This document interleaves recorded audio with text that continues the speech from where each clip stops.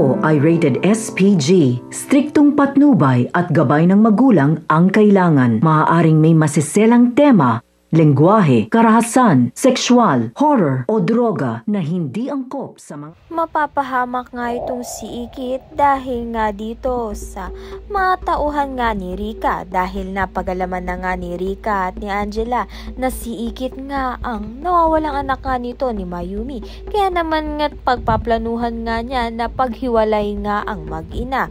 Kaya naman nga inutusan nga ni Rika ang mga tauhan niya upang dakipin nga itong si Ikit at malalagay nga sa peligro ang buhay nga nito ni Ikit.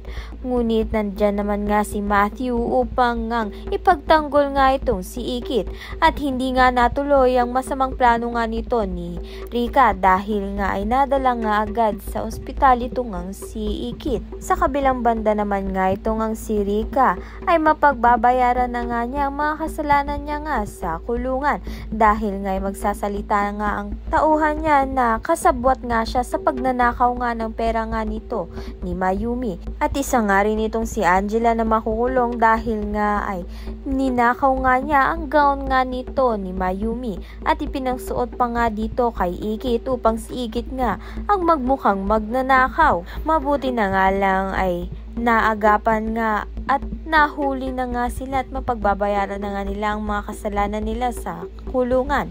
Ayan at iba pa ang dapat nating pakaabangan. Maraming salamat sa iyong panunood.